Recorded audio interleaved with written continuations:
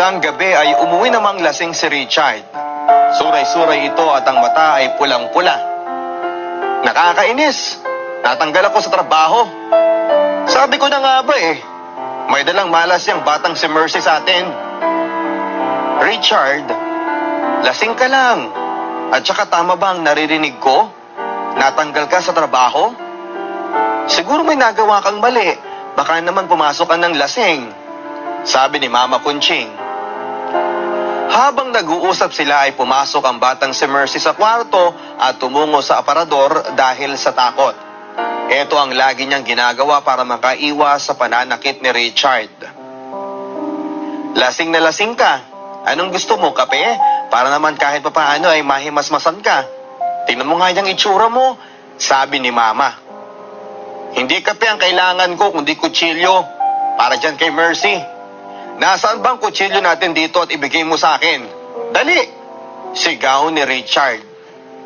Mercy! Lumabas ka dyan! Nasaan ka ba? Huwag ka na magtago sa akin dahil punong-puno na ako sa'yo. Nagsumamo si Mama Kunching sa kanya. Tama na yan! Parang awa mo na. Hanggang ngayon ba hindi mo pa rin magawang palamigin yung ulo mo pagdating kay Mercy? Patuloy si Richard sa pagwawala at pagsisigaw habang ang batang si Mercy ay nanginginig at umiiyak sa loob ng pinagtataguang aparador. Naghalo na ang kanyang pawis, sipon at mga luha. Doon siya nagpalipas ng gabi sa pangambang kapag lumabas siya ay masama ang kanyang sasapitin. Noong sumunod na araw ay saka na lamang ito lumabas at lumapit kay Mama Kunching matapos siguraduhing wala na si Richard sa bahay. Ma, nakakatakot po si Papa kagabi. Galit na naman siya. Bakit po siya laging ganon? Tanong ng inosenteng bata habang tumutulo ang kanyang mga luha.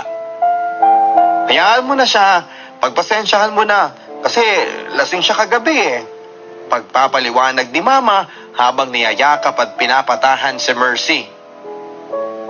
Papa ko po ba siya talaga? Para po kasing hindi Mama Sabi niya po kasi sa akin, ilang beses na hindi siya ang totoo kong papa. Sino po ba ang totoo kong papa? Huwag ka nang magtanong ng paulit-ulit, Mercy. Basta. Bigla na lamang nanginig si Mercy dahil narinig niya ang yabag ng paa at boses ni Richard. Agad siyang nagtago sa likod ni Mama Kunching. Hoy Kunching, ipagtimpla mo nga ako ng kape. Ikaw Mercy, halika rito. Imbis na pumunta ng kusina si Mama ay hindi siya makaalis dahil sa huling sinabi ni Richard. Lumapit ka ritong bata ka kung ayaw mong masaktan. At ikaw Kunching, yung kape ko, bilisan mo. Walang nagawa ang takot na bata kundi ang sumunod at lumapit kay Richard. Umupo ito sa isang upuang kahoy at hinatak ang bata palapit sa kanya. Nanginginig ang katawan ni Mercy, pati ang boses niya. Papa Richard, ano po yun?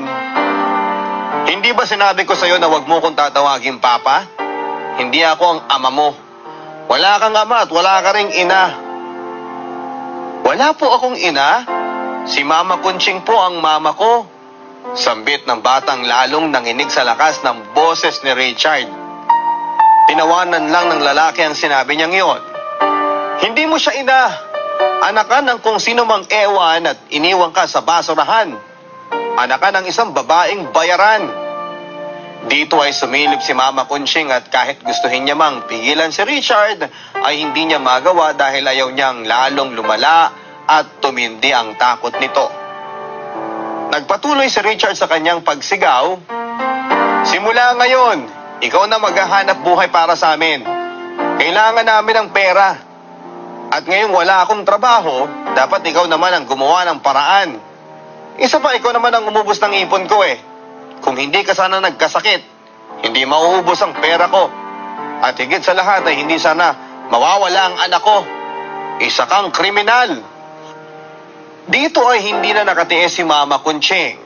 Inabot niya kay Richard ang kape at kinuha niya ang bata. Ipinasok niya si Mercy sa kwarto habang abala si Richard sa pag-inom ng kape niya. Noong nasa loob na ay walang tigil ang pag-agos ng luha ni Mercy. Totoo po ba ang sinabi niyang hindi kayo ang totoo kong mama? Hindi makasagot si Mama Conching. Nag-isip ito ng sasabihin pero napagtanto niyang gustuhin man niyang itago ang totoo ay hindi na ito posible. Oo, totoo ang sinabi niya. Hindi ako ang totoo mong mama. Si Richard, hindi mo rin siya totoong papa. Sa pagkakarinig ng mga salitang yun ay tumindi ang pag-iyak ni Mercy at niyakap na lamang siya ni Mama Conching. Sino? Sino po ang totoo kong mama at papa? Ang aking kaibigan na si Rosa. Mama, kwentuhan niyo po ako tungkol sa kanya. Paano po ang papa ko? Sino siya? Nasaan sila? Nabatid ni Mama Conching na maraming gustong malaman ng bata pero dahil nasa mura pa itong edad ay pinili niyang huwag munang sagutin ang mga ito. Ayaw niyang lalong sumama ang loob nito kapag nalamang hindi siya ginusto ng kanyang ina at ilang beses sinubukang ilaglag. Sasabihin ko rin sa iyo ang lahat at ipapaliwanag ang mga ito kapag nasa tamang edad ka na. Basta tandaan mo lang na mahal kita bilang isang tunay na anak. Yun lang ang mahalaga. Huwag mong kalilimutan yun. Pilit na pinatahan ni Mama Conching si Mercy hanggang sa nakatulog ito sa sobrang takot at pagod. Kinahaponan ay pumasok si Richard sa kwarto kung nasaan si Mama Conching at si Mercy. May dala-dala itong mga bulaklak na sampagitang nakatuhog na. Richard, anong gagawin mo dyan? Ano pa ba? Ibebenta ni Mercy ang mga ito sa mga simbahan. Kailangang ubusin niya ito. Dahil kapag hindi, malilintikan siya sa akin. Sigurado yan. Walang nagawa si Mama Conching kundi ang sundin si Richard. Ibinigay niya kay Mercy ang mga sampagita. Mama, ano pong gagawin rito? Naluluha si Mama habang nagpapaliwanag. Pumunta ka doon sa may simbahan at pagkatapos, ibenta mo ang mga ito ha. Ubusin mo para hindi magalit si Papa Richard. Dinala ni Richard si Mercy sa harap ng simbahan at iniwan para magbenta. Makakatikim ka sa akin kapag hindi mo naubos yan. Huwag kang uuwi hanggat hindi ka pa nagkakapera. Dinumihan niya ang mukha ni Mercy para mas maging nakakaawa ito. At ang kawawang bata dahil sa mahigpit na bilin na binigay ni Richard ay nagsumikap na ibenta ang sampagitang nagkakahalaga ng 5 piso kada isa. Nilapitan ang bawat taong makita para bentahan. Nagmamakaawa siya sa mga dumaraan para maubos ang tinda. At sa awa ng Diyos ay naubos naman ang 2 kwintas ng sampagita. Madilim na noong bumalik si Richard. At nang inabutan ni Mercy ng pera, ay abotenga ang ngiti nito. Ang bata naman ay pagod na pagod, gutom at uhaw sa maghapong pagbebenta. Ayan naman pala may silbi ka rin kahit papaano. Papa, pwede niyo po ba akong bilhan ng tinapay? Kahit isa lang po kasi gutom na po ako Sabi ng batang si Mercy na madungis na. Sa bahay na, huwag kang magulo. Naiiritang sagot ni Richard. Pero gutom na po ako Ang sakit na nga po ng tiyan ko. Kung gutom ka na, magpunta ka ng panaderya at mamalimos ka para may pambili ka ng pagkain mo. Hindi yung sa akin ka pa nanghihingi. Bibili pa ako ng alak dyan sa kanto. Bilisan mo ha. Tumalikod na si Richard at si Mercy naman ay pumunta sa panaderya para sundin ang utos ng ama-amahan. Umupo siya sa tabi at ibinuka ang palad. Ma'am, pahingi po ng pera, pangkain lang po. Maawa po kayo sa akin. Ito ang paulit-ulit na sinasabi ni Mercy sa mga taong dumaraan. Wala pang 10 minuto ay may nagbigay ng 10 piso sa kanya, isang babaeng mukhang may kaya. Iha, nakakaawa ka naman. Nasaan bang mga magulang mo? Madilim na oh, dapat wala ka na rito sa kalye. Talaga bang hindi ka pa kumakain? Tanong ng babae. Opo, hindi pa po eh. Gutom na po ako. Salamat po sa binigay ninyo. Makakabili na po ako ng tinapay at siguradong mabubusog ako. Natutuwang sagot ni Mercy. Nasaan bang mga magulang mo? Hindi ko po alam. Sabi kasi ng mga magulang ko, hindi raw sila ang totoo kong mama at papa. Hindi ko alam kung sino ang mga totoo kong pamilya. Salamat po sa binigay ninyong barya, Manang. Agad na bumili ng tinapay si Mercy gamit ang nakuhang barya at kinain ito na parang asong ilang araw na hindi pa pinapakain. Wala pang 2 minuto ay naubos na niya ang biniling iilang piraso ng tinapay. Araw-araw ay yun na ang ginagawa ni Mercy. Nagpupunta siya ng simbahan sa hapon hanggang gabi para magbenta ng sampagita. Kapag linggo ay nandun din siya ng maghapon dahil mas maraming tao at mas malaki ang kikitain. Nagsisikap siyang ibenta ang lahat ng kanyang sampagita dahil kung hindi ay mabubugbog siya ni Richard. Kung hindi maubos ang lahat ng tinda, ay minsan uutusan pa siya ng ama-amahan na mamalimos para madagdagan ng perang ibinibigay sa kanya. Awang-awa si Mama Kunching sa bata pero wala siyang magawa para pigilan ang nobyo. Niyayakap niya si Mercy sa pag-uwi nito na minsan ay umiiyak pa sa pagod o di kaya sa paninindak ni Richard. At ang malala pa niyan ay may mga panahong naaabutan ni Mama ang pagtatangka ni Richard sa bata. Kararating lamang ni Mama Kunching galing ng tindahan nang marinig niya ang pag-iyak ni Mercy habang nasa pintuan pa lamang siya. Dahil dito ay kaagad siyang tumakbo, papasok at bumulagta sa kanya ang isang eksenang kahindik-hindik. Nasa kama si Mercy at ang nobyong si Richard na nagtatanggal ng pantalon, lasing na lasing at suray-suray. Richard, hayop ka! Tayuan mo si Mercy! Agad niyang kinuha ang batang umiiyak at nanginginig at lumabas sila. Hindi na pwede to. Kailangang malayo ka na sa panganib. Diyos ko, buti na lang at dumating ako kaagad. Kung hindi ay... Napapikit si Mama sa kanyang naisip. Masakit man para sa akin to ay kailangan ko nang gawin. Ano pong ibig ninyong sabihin, Mama? Kailangan na kitang ilayo. Hindi ito ang buhay na pinangarap ko para sa iyo, anak. Lahat na lang ng sakit ay naranasan mo na kay Richard. Ayoko madagdagan pa yon. Dadalhin kita sa isang lugar kung saan ay hindi ka na niya makikita pa. Mahal din kita. Yun ang mga huling salitang narinig ni Mama Kunching mula kay Mercy. Yun na rin ang huling pagkikita nilang dalawa. Hindi nga lang madali yon kaya't napunta sa iba't ibang volunteer family si Mercy habang wala pang nahahanap na mag-aampon sa kanya. 3 pamilya ang kumupkup sa kanya sa magkakaibang pagkakataon at lahat sila ay minahal siya ng tunay na para bang sariling anak. Nasanay na rin si Mercy sa ganong klase ng buhay. Noong malapit na mag 8 years old si Mercy ay nakatanggap siya ng magandang balita. Mercy, may sasabihin ako sa iyo, sabik na pagbabalita ni Sister Mara. Ano po yun? May nahanap na kaming bagay na maging mga magulang mo. Mag-asawa silang hindi nabiyayaan, pero matagal nilang gustong magkaroon ng anak. Inaayos na ang mga papeles. Talaga po?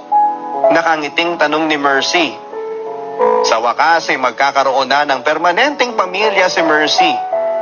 Masaya siya sa narinig na balita pero naalala rin niya ang kanyang Mama Kunching, ang babaeng kinagisnan niyang ina at nag-alaga at nagmahal sa kanya ng wagas. Noong maayos na ang adoption ay agad na umalis papunta ng Amerika ang mag-asawa at isinama na rin si Mercy.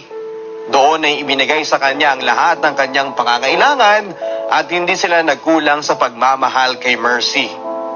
Ginawa nilang lihim ang mga naganap sa nakaraan ng bata para hindi na nito maalala ng madalas ang lahat. Pinag-aral nila si Mercy at naging masaya ito sa eskwelahan. Naging honor student pa nga. Maganda ang pagpapalaki ng mga magulang ni Mercy sa kanya dahil mabubuti silang mga tao, kaya naging masaya ang kanilang pamilya. Malayong malayo ang bagong buhay ni Mercy sa kanyang nakaraan. Milya-milya ang layo, pero kahit na ganoon ay may bahagi pa rin sa puso ni Mercy na nagsasabing gusto niyang umuwi ng Pilipinas. Maraming mga tanong na naghihintay ng kasagutan. At karamihan sa mga ito ay tungkol sa kanyang nakagisnang nanay na si Mama Conching. Naisip niyang umuwi ng Pilipinas para mag-aral ng kolehiyo pero sa kasamaang palad ay hindi pumayag ang kanyang mga magulang. Hindi na siya nagpumilit dahil alam niyang kapag dumating ang tamang panahon ay papayagan din siya. Kailangan niya lamang na maghintay. Pagkatapos ng ilang taon ay nakapagtapos na si Mercy sa kolehiyo sa kursong engineering. Gusto niyang magmasteral sa Pilipinas at sa wakas ay pinayagan siya ng kanyang mga magulang. Kaya labis ang tuwa niya. Naganap na kaagad siya ng eskwelahan sa internet, pati na ang condo unit na matitirhan para maayos na ang detalye ng kanyang pamamalagi. Madali niyang naayos ang lahat dahil sabik na siyang umuwi sa bansang pinanggalingan, ang Pilipinas.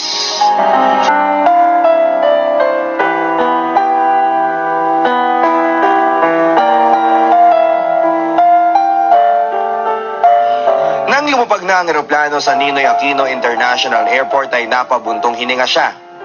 Sa wakas, nandito na ako sa lugar ng kapanganakan ko, nasabi ni Mercy sa kanyang sarili. Matagal na panahon na akong nawala, pero nandito na ulit ako. Maraming taon na ang lumipas at ngayong 23 na ako. Sa wakas ay natupad na ang isa sa mga pangarap ko. Hindi na ako si Mercy. Ako na si Erica ngayon. Mercy, yan ang lagi kong hinihingi sa taong nangaapi sa akin. Pero sa pagtungtong ko ng 8 years old ay iniwan ko na ang aking pangalan at ang aking nakaraan. As my adoptive parents have said, I have to forget those nightmares in my life. Dahil kung hindi ko mararating ang aking gustong abutin. Papadudot mga kabarangay, ako ay isang unwanted child. Ako ang batang gustong ipalaglag pero naipanganak ng isang babaeng hindi man lang ako nagawang sulyapan noong araw na lumabas ako sa mundong ito. Sa paglabas ko ng paliparan ay sumakay na ako sa isang car for rent na kinonta ko bago pa ako dumating ng Pilipinas. At habang umaandar kami ay pinagmamasdan ko ang kapaligiran. Napakalaki na ng pagbabago. Ang dami ng mga bagong building at mas marami na ring tao. At sa pagbiyahe ko ay nasulyapan ko pa ang simbahan kung saan ako nagtitinda ng sampagita para lang kumita ng perang ibibigay sa malupit kong ama-amahan. Hindi ko mapigilang maalala ang sakit ng aking nakaraan pero tinatagang ko ang aking sarili. Pinatigil ko ang sasakyan at buwaba ako para puntahan ng isang upuan kung saan ako laging nauupo noon para magpahinga. Ang naaalala ko doon ay madalas kong kinakausap ang Diyos habang umiiyak at tinatanong ko siya, Lord, bakit ako pa? Hindi ko makakalimutan ang mga panahong iyon, Papa Dudot. Tandang-tanda ko pa ang lahat ng aking pinagdaanan. Pero wala akong mga pagsisisi dahil ang lahat ng iyon ang naging daan para si Mercy ay maging si Erica. Napuno ng sakit ang buhay ko. Itinakwil ako ng sarili kong ina. Ang ama ko ay hindi inako ang responsibilidad sa akin. Nagkaroon nga ako ng isang mapagmahal na ina kay Mama Conching, pero triple naman ang inabot kong pananakit kay Richard. Wala akong puot na tinatago sa puso ko para sa kanya. Pero Richard na lang ang tawag ko sa kanya dahil siya naman ang nagturo sa akin noon. Nahuwag ko daw siyang tatawaging Papa. Matapos kong pahiran ng panyo ang aking mga luha ay sumakay na ulit ako sa sasakyan at nagpatuloy sa pagbabiyahe. Habang pupunta kami sa kondo ay naisip ko si Mama Conching. Kumusta na kaya siya? Anong klaseng buhay kaya meron siya ngayon? Isa sa mga plano ko bago ako mag-umpisa ng aking masteral ay hanapin siya para makita siyang muli. Gusto kong mayakap siya. Si Mama Conching. Ang ina ko na kagaya ko ay muntik nang matuyuan ng luha sa kanyang mga mata dahil sa bawat araw niyang kasama si Richard, walang tigil ang kanyang pag-iyak. Pagkatapos kong ilagay ang aking mga gamit sa kondo ay nagpahinga ako ng saglit at nagbihis ng simpleng dress. Gusto kong hanapin kaagad ang dati naming tirahan ni Mama Conching. May kaunting kaba sa aking dibdib tungkol sa anong pwede kong makita, pero mas malamang ay ang aking kagustuhang makita si Mama. Pagkarating ko doon ay hinanap ko siya, ngunit hindi ko nakita. Si Aling Joy, ang matandang nagalaga sa akin noon, ang siyang nadatnan ko. Aling Joy? Ano yun? Sagot niya sa akin. Ako po ito, si Mercy. Naluha agad ang kanyang mga mata. Mercy? Ikaw ba talaga yan, Mercy? Opo, ako po ito, Aling Joy. Niyakap niya ako at kahit umiyak siya ay baka sa mga mata niya ang tuwa. Nasaan na po si Mama? Ano pong nangyari sa kanya? Matapos niya akong iwanan sa ampunan. Sa tanong ko ay nag-iba ang mukha ni Aling Joy. Pinagtalunan nila ni Richard ang ginawa niyang pagbigay sayo sa mga madre dahil wala na raw silang pagkakakitaan. Galit na galit yung lalaki. Kawawang Kunching. Mahirap para sa kanyang iwanan ka, pero yun lang ang nakita niyang solusyon para mailigtas ka. Naalala kong muli ang eksena kung saan ay iniwan ako ni Mama sa ampunan at tinawag ko siya. Nagpatuloy si Aling Joy. Makalipas lang ng ilang buwan ay nakulong si Richard dahil nakapatay siya. Hindi ko na nga lang maalala kung anong dahilan nun, basta habang buhay siyang nasentensyahan. Si Mama mo naman, bumalik na sa probinsya dahil wala na siyang ibang dahilan para manatili dito. Sa pagkakarinig ko sa kwento ni Aling Joy, kahit papaano ay naginhawahan ako. Sa wakas ay wala na si Mama sa piling ni Richard. Maraming beses kong inisip kung ano kaya ang sinapit ni Mama, kung buhay pa kaya siya. At ngayong nalaman ko na ay masaya na rin ako kahit papaano. Ngunit hindi ako tuluyang mapapanatag hanggat hindi ko siya nakikita. Gusto ko ring malaman niya na dahil sa kanya, naligtas ako at ngayon ay may maganda ng buhay. At gusto kong malaman niya na lahat ng ginawa niya para sa akin ay nagbunga ng maganda. Nang sumunod na araw ay tumungo ako sa probinsya ni Mama at hinanap ang bahay nila gamit ang address na sinulat ni Aling Joy sa kapirasong papel. Nakarating ako sa isang bahay na gawa sa kahoy, luma na at sira-sira. Tao po! Tao po! Lumabas ang isang matandang babae.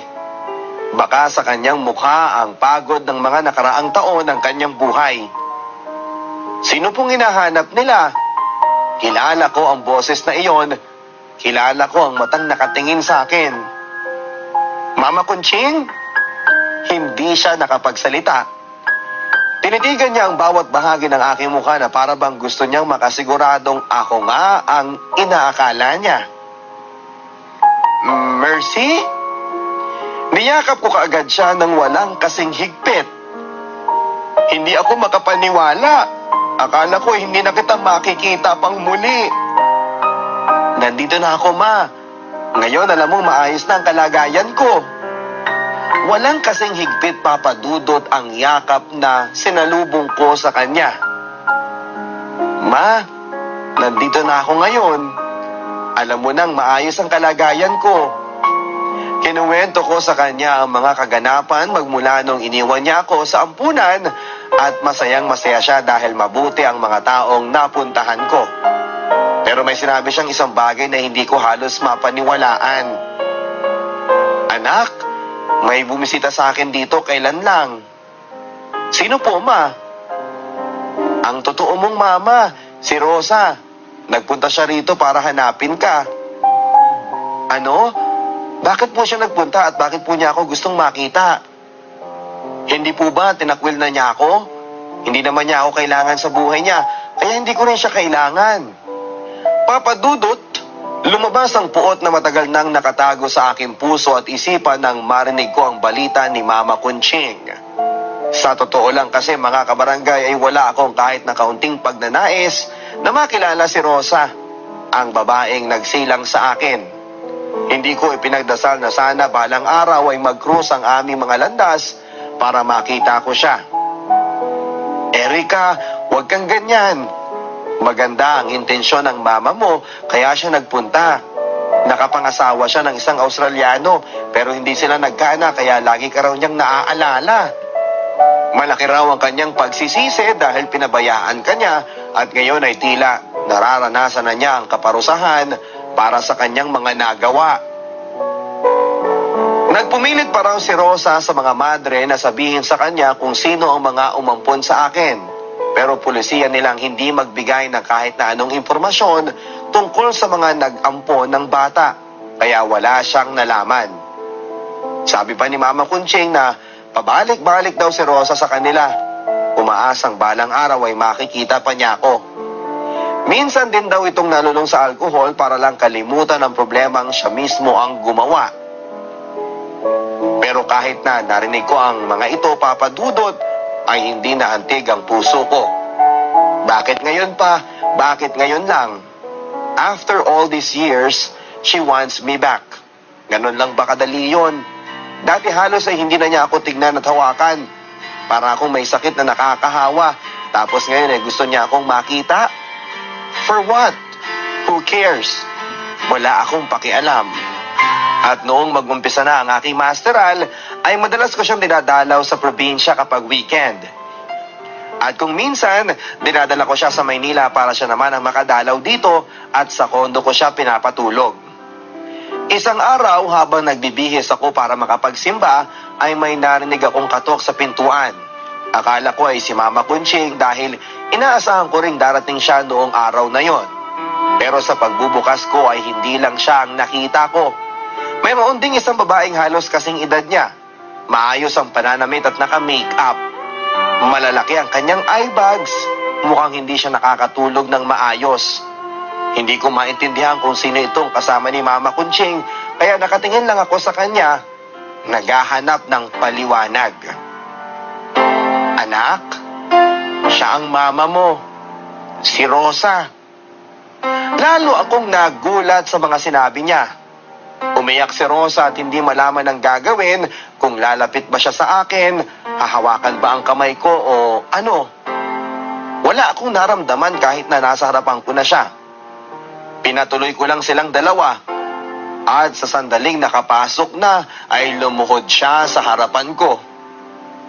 Alam kong napakalaki ng kasalanan ko pero anak, sana mapatawad mo ko. Ako pa rin ang totoo mong ina. Aking pag-iisa, Papa Dudut. Naiiyak pa rin ako kapag naiisip ko ang pagpapakitang muli ng nanay ko sa akin. Bakit pa ba niya ginawa yon? Naiiyak ako kapag naiisip ko ang mga pinagdaanan ng mura kong isipan ng dahil sa kanya.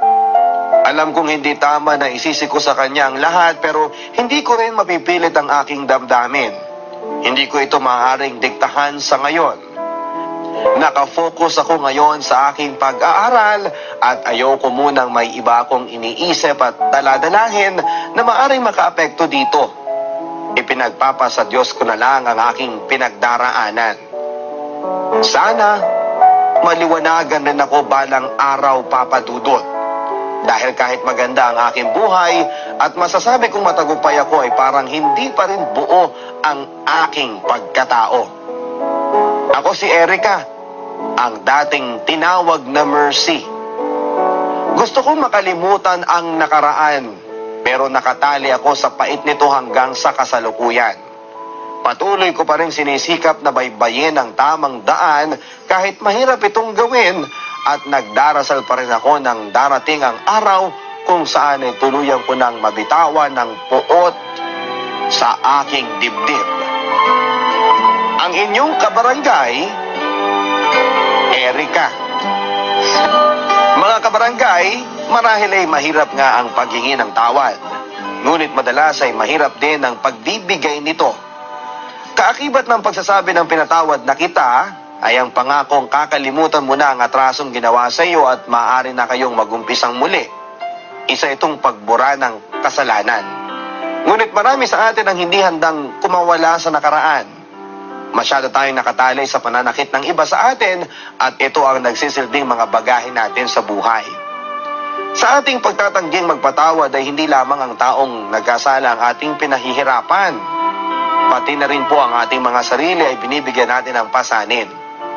Kapag nakikita natin ang tao ay hindi natin maiwasang magalit at magdamdam kahit na napakatagal ng panahon na ang lumipas.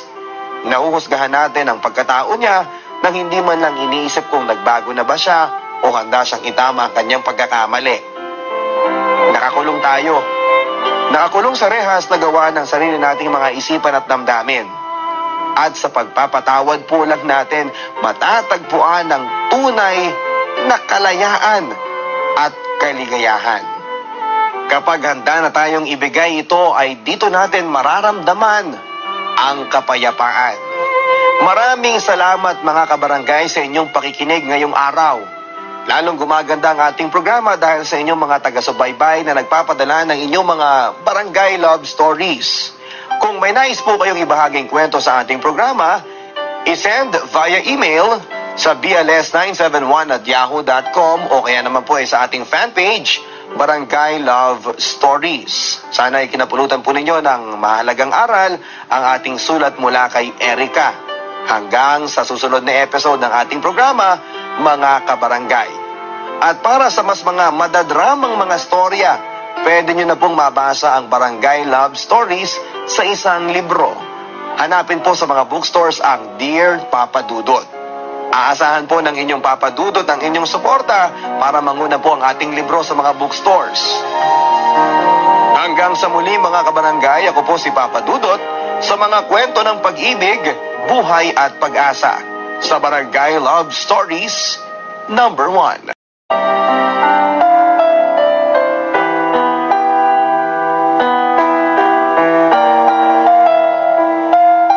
Isang gabi ay umuwi namang lasing si Richard. Suray-suray ito at ang mata ay pulang-pula. Nakakainis. Natanggal ako sa trabaho. Sabi ko na nga ba may dalang malas yung batang si Mercy sa atin. Richard, lasing ka lang. At saka tama ba ang naririnig ko? Natanggal ka sa trabaho? Siguro may nagawa kang mali. Baka naman pumasok ka ng lasing. Sabi ni Mama Kunching.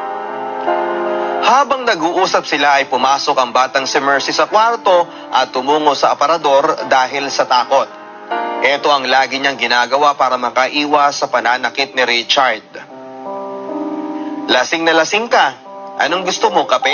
Para naman kahit papaano ay mahimasmasan ka. Tingnan mo nga yung itsura mo, sabi ni Mama. Hindi kape ang kailangan ko kundi kutsilyo. Para dyan kay Mercy. Nasaan bang kutsilyo natin dito at ibigay mo sa akin? Dali! Sigaw ni Richard. Mercy! Lumabas ka dyan! Nasaan ka ba? Huwag ka na magtago sa akin dahil punong-puno na ako sa'yo. Nagsumamo si Mama Kunching sa kanya. Tama na yan, parang awa mo na. Hanggang ngayon ba, hindi mo pa rin magawang palamigin yung ulo mo pagdating kay Mercy? Patuloy si Richard sa pagwawala at pagsisigaw habang ang batang si Mercy ay nanginginig at umiiyak sa loob ng pinagtataguang aparador. Naghalo na ang kanyang pawis, sipon at mga luha. Doon siya nagpalipas ng gabi sa pangambang kapag lumabas siya ay masama ang kanyang sasapitin. Noong sumunod na araw ay saka na lamang ito lumabas at lumapit kay Mama Kunching matapos siguraduhing wala na si Richard sa bahay. Ma, nakakatakot po si Papa kagabi. Galit na naman siya. Bakit po siya laging ganon? Tanong ng inosenteng bata habang tumutulo ang kanyang mga luha. Hayaan mo na siya, pagpasensyahan mo na, kasi lasing siya kagabi Pagpapaliwanag ni Mama habang niyayakap at pinapatahan si Mercy. Papa ko po ba siya talaga? Para po kasing hindi Mama Sabi niya po kasi sa akin, ilang beses na hindi siya ang totoo kong papa. Sino po ba ang totoo kong papa? Huwag ka nang magtanong ng paulit-ulit, Mercy. Basta. Bigla na lamang nanginig si Mercy dahil narinig niya ang yabag ng paa at boses ni Richard. Agad siyang nagtago sa likod ni Mama Kunching. "Hoy Kunching, ipagtimpla mo nga ako ng kape." "Ikaw Mercy, halika rito." Imbis na pumunta ng kusina si Mama ay hindi siya makaalis dahil sa huling sinabi ni Richard. "Lumapit ka ritong bata ka kung ayaw mong masaktan. At ikaw Kunching, yung kape ko, bilisan mo." Walang nagawa ang takot na bata kundi ang sumunod at lumapit kay Richard. Umupo ito sa isang upuang kahoy at hinatak ang bata palapit sa kanya. Nanginginig ang katawan ni Mercy, pati ang boses niya. "Papa Richard, ano po yun? Hindi ba sinabi ko sa'yo na wag mo kong tatawagin Papa? Hindi ako ang ama mo. Wala kang ama at wala ka ring ina." "Wala po akong ina. Si Mama Kunching po ang mama ko." Sambit ng batang lalong nanginig sa lakas ng boses ni Richard. Tinawanan lang ng lalaki ang sinabi niyang iyon. "Hindi mo siya ina. Anakan ng kung sino mang ewan at iniwan ka sa basurahan. Anakan ng isang babaeng bayaran." Dito ay sumilip si Mama Kunching at kahit gustuhin niya mang pigilan si Richard, ay hindi niya magawa dahil ayaw niyang lalong lumala at tumindi ang takot nito. Nagpatuloy si Richard sa kanyang pagsigaw. "Simula ngayon, ikaw na maghahanap buhay para sa amin. Kailangan namin ng pera. At ngayong wala akong trabaho, dapat ikaw naman ang gumawa ng paraan. Isa pa, ikaw naman ang umubos ng ipon ko eh. Kung hindi ka sana nagkasakit, hindi mauubos ang pera ko. At higit sa lahat ay hindi sana mawawala ang anak ko. Isa kang kriminal." Dito ay hindi na nakatiis si Mama Kunching. Inabot niya kay Richard ang kape at kinuha niya ang bata. Ipinasok niya si Mercy sa kwarto habang abala si Richard sa pag-inom ng kape niya. Noong nasa loob na ay walang tigil ang pag-agos ng luha ni Mercy. "Totoo po ba ang sinabi niyang hindi kayo ang totoo kong mama?" Hindi makasagot si Mama Kunching. Nag-isip ito ng sasabihin pero napagtanto niyang gustuhin man niyang itago ang totoo ay hindi na ito posible. "Oo, totoo ang sinabi niya. Hindi ako ang totoo mong mama. Si Richard, hindi mo rin siya totoong papa." Sa pagkakarinig ng mga salitang yun ay tumindi ang pag-iyak ni Mercy at niyakap na lamang siya ni Mama Kunching. Sino? Sino po ang totoo kong mama at papa?" "Ang aking kaibigan na si Rosa." "Mama, kwentuhan niyo po ako tungkol sa kanya. Paano po ang papa ko? Sino siya? Nasaan sila?" Nabatid ni Mama Kunching na maraming gustong malaman ng bata pero dahil nasa mura pa itong edad ay pinili niyang huwag munang sagutin ang mga ito. Ayaw niyang lalong sumama ang loob nito kapag nalamang hindi siya ginusto ng kanyang ina at ilang beses sinubukang ilaglag. "Sasabihin ko rin sa iyo ang lahat at ipapaliwanag ang mga ito kapag nasa tamang edad ka na. Basta tandaan mo lang na mahal kita bilang isang tunay na anak. Yun lang ang mahalaga. Huwag mong kalilimutan yun." Pilit na pinatahan ni Mama Kunching si Mercy hanggang sa nakatulog ito sa sobrang takot at pagod. Kinahaponan ay pumasok si Richard sa kwarto kung nasaan si Mama Kunching at si Mercy. May dala-dala itong mga bulaklak na sampagitang nakatuhog na. "Richard, anong gagawin mo dyan?" "Ano pa ba? Ibebenta ni Mercy ang mga ito sa mga simbahan. Kailangang ubusin niya ito. Dahil kapag hindi, malilintikan siya sa akin. Sigurado yan." Walang nagawa si Mama Kunching kundi ang sundin si Richard. Ibinigay niya kay Mercy ang mga sampagita. "Mama, ano pong gagawin rito?" Naluluha si Mama habang nagpapaliwanag. "Pumunta ka doon sa may simbahan at pagkatapos, ibenta mo ang mga ito ha. Ubusin mo para hindi magalit si Papa Richard." dinala ni Richard si Mercy sa harap ng simbahan at iniwan para magbenta. Makakatikim ka sa akin kapag hindi mo naubos yan. Huwag kang uuwi hanggat hindi ka pa nagkakapera. Dinumihan niya ang mukha ni Mercy para mas maging nakakaawa ito. At ang kawawang bata dahil sa mahigpit na bilin na binigay ni Richard ay nagsumikap na ibenta ang sampagitang nagkakahalaga ng 5 piso kada isa. Nilapitan ang bawat taong makita para bentahan. Nagmamakaawa siya sa mga dumaraan para maubos ang tinda. At sa awa ng Diyos ay naubos naman ang 2 kwintas ng sampagita. Madilim na noong bumalik si Richard. At nang inabutan ni Mercy ng pera, ay abotenga ang ngiti nito. Ang bata naman ay pagod na pagod, gutom at uhaw sa maghapong pagbebenta. Ayan naman pala may silbi ka rin kahit papaano. Papa, pwede niyo po ba akong bilhan ng tinapay? Kahit isa lang po kasi gutom na po ako Sabi ng batang si Mercy na madungis na. Sa bahay na, huwag kang magulo. Naiiritang sagot ni Richard. Pero gutom na po ako Ang sakit na nga po ng tiyan ko. Kung gutom ka na, magpunta ka ng panaderya at mamalimos ka para may pambili ka ng pagkain mo. Hindi yung sa akin ka pa nanghihingi. Bibili pa ako ng alak dyan sa kanto. Bilisan mo ha. Tumalikod na si Richard at si Mercy naman ay pumunta sa panaderya para sundin ang utos ng ama-amahan. Umupo siya sa tabi at ibinuka ang palad. Ma'am, pahingi po ng pera, pangkain lang po.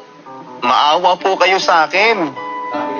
Ito ang paulit-ulit na sinasabi ni Mercy sa mga taong dumaraan. Wala pang 10 minuto ay may nagbigay ng 10 piso sa kanya, isang babaeng mukhang may kaya. Iha, nakakaawa ka naman. Nasaan bang mga magulang mo? Madilim na dapat wala ka na rito sa kalye. Talaga bang hindi ka pa kumakain? Tanong ng babae. Opo, hindi pa po gutom na po ako. Salamat po sa binigay ninyo. Makakabili na po ako ng tinapay at siguradong mabubusog ako. Natutuwang sagot ni Mercy. Nasaan bang mga magulang mo? Hindi ko po alam. Sabi kasi ng mga magulang ko, hindi raw sila ang totoo kong mama at papa. Hindi ko alam kung sino ang mga totoo kong pamilya. Salamat po sa binigay ninyong barya, manang. Agad na bumili ng tinapay si Mercy gamit ang nakuhang barya at kinain ito na parang asong ilang araw na hindi pa pinapakain. Wala pang 2 minuto ay naubos na niya ang biniling iilang piraso ng tinapay. Araw-araw ay yun na ang ginagawa ni Mercy. Nagpupunta siya ng simbahan sa hapon hanggang gabi para magbenta ng sampagita. Kapag linggo ay nandun din siya ng maghapon dahil mas maraming tao at mas malaki ang kikitain. Nagsisikap siyang ibenta ang lahat ng kanyang sampagita dahil kung hindi ay mabubugbog siya ni Richard. Kung hindi maubos ang lahat ng tinda, ay minsan uutusan pa siya ng ama-amahan na mamalimos para madagdagan ng perang ibinibigay sa kanya. Awang-awa si Mama Kunching sa bata pero wala siyang magawa para pigilan ang nobyo. Niyayakap niya si Mercy sa pag-uwi nito na minsan ay umiiyak pa sa pagod o di kaya sa paninindak ni Richard. At ang malala pa niyan ay may mga panahong naaabutan ni Mama ang pagtatangka ni Richard sa bata. Kararating lamang ni Mama Kunching galing ng tindahan nang marinig niya ang pag-iyak ni Mercy habang nasa pintuan pa lamang siya. Dahil dito ay kaagad siyang tumakbo, papasok at bumulagta sa kanya ang isang eksenang kahindik-hindik. Nasa kama si Mercy at ang nobyong si Richard na nagtatanggal ng pantalon, lasing na lasing at suray-suray. Richard, hayop ka! Tayuan mo si Mercy! Agad niyang kinuha ang batang umiiyak at nanginginig at lumabas sila. Hindi na pwede to. Kailangang malayo ka na sa panganib. Diyos ko, buti na lang at dumating ako kaagad. Kung hindi ay... Napapikit si Mama sa kanyang naisip. Masakit man para sa akin to ay kailangan ko nang gawin. Ano pong ibig ninyong sabihin, Mama? Kailangan na kitang ilayo. Hindi ito ang buhay na pinangarap ko para sa iyo, anak. Lahat na lang ng sakit ay naranasan mo na kay Richard. Ayoko madagdagan pa yon. Dadalhin kita sa isang lugar kung saan ay hindi ka na niya makikita pa. Mahal din kita. Yun ang mga huling salitang narinig ni Mama Kunching mula kay Mercy. Yun na rin ang huling pagkikita nilang dalawa. Hindi nga lang madali yon kaya't napunta sa iba't ibang volunteer family si Mercy habang wala pang nahahanap na mag-aampon sa kanya. 3 pamilya ang kumupkup sa kanya sa magkakaibang pagkakataon at lahat sila ay minahal siya ng tunay na para bang sariling anak. Nasanay na rin si Mercy sa ganong klase ng buhay. Noong malapit na mag 8 years old si Mercy ay nakatanggap siya ng magandang balita. Mercy, may sasabihin ako sa'yo, sabik na pagbabalita ni Sister Mara. Ano po yun? May nahanap na kaming bagay na maging mga magulang mo. Mag-asawa silang hindi nabiyayaan, pero matagal nilang gustong magkaroon ng anak. Inaayos na ang mga papeles. Talaga po? Nakangiting tanong ni Mercy. Sa wakas ay magkakaroon na ng permanenteng pamilya si Mercy. Masaya siya sa narinig na balita pero naalala rin niya ang kanyang Mama Kunching, ang babaeng kinagisnan niyang ina at nag-alaga at nagmahal sa kanya ng wagas.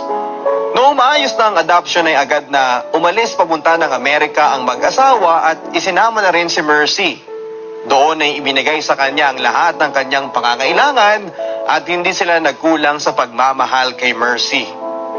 Ginawa nilang lihim ang mga naganap sa nakaraan ng bata para hindi na nito maalala ng madalas ang lahat. Pinag-aral nila si Mercy at naging masaya ito sa eskwelahan. Naging honor student pa nga. Maganda ang pagpapalaki ng mga magulang ni Mercy sa kanya dahil mabubuti silang mga tao, kaya naging masaya ang kanilang pamilya.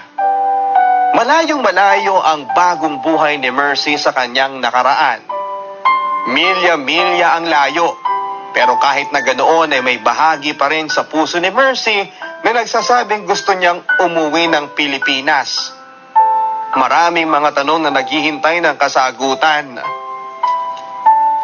At karamihan sa mga ito ay tungkol sa kanyang nakagisnang nanay na si Mama Kunching.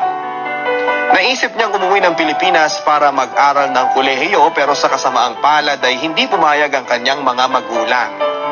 Hindi na siya nagpumilit dahil alam niyang kapag dumating ang tamang panahon ay papayagan din siya. Kailangan niya lamang na maghintay.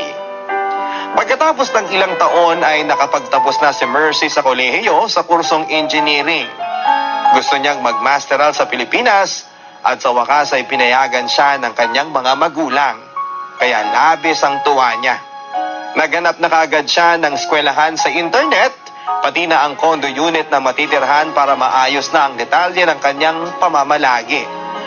Madali niyang naayos ang lahat dahil sabik na siyang umuwi sa bansang pinanggalingan, ang Pilipinas.